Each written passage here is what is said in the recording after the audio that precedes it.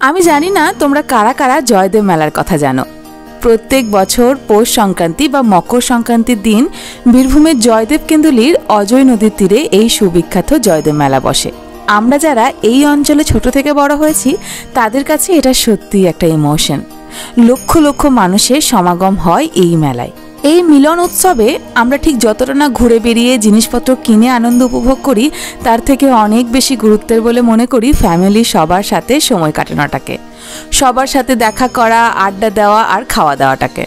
আর সেই উদ্দেশ্যেই আজ যাব আমার ওই বাড়ি। সকালে উঠে রেডি হয়ে ব্যাগ গুছিয়ে নিলাম। ব্রেকফাস্ট আর করা হয়নি, তাই মায়ের রেডি করে দেওয়া ব্রেকফাস্টটা নিয়ে চলে গেলাম। অফিসে না হয় খাওয়া যাবে। অফিস ফেরত যাচ্ছি বাড়ি। আর এই যে আমাদের সেই ঐতিহ্যবাহী মেলা। বাড়িতে গিয়ে দেখি চাঁদের হাট অলরেডি বসে গেছে। আমরা গিয়ে সেটাকে আরো জমিয়ে দিলাম। সন্ধেবেলা বেরোলাম একটুখানি বাড়ির পাশেই। আসল মেলার প্লেসে যাইনি ঠিকই, একটু আশপাশটা ঘোরাঘুরি করেই বাড়ির বাচ্চাগুলোর জন্য একটা করে গিফট কিনে এবার এসেছি ছোটবেলার আমাদের মেলার মেন অ্যাট্রাকশনে, মোগলাই পরোটা কিনতে। এখনো মনে পড়ে এটার জন্য আমরা সারা বছর ওয়েট করে থাকতাম। মোগলাই নিয়ে বাচ্চা পাটিকে নিয়ে বাড়ি ফিরলাম। এভাবেই জয়দেব মেলার এই একটা দিন আমরা কাটালাম, যেখানে ছিল লেস ঘোরাঘুরি আর মোর এনজয়মেন্ট উইথ ফ্যামিলি।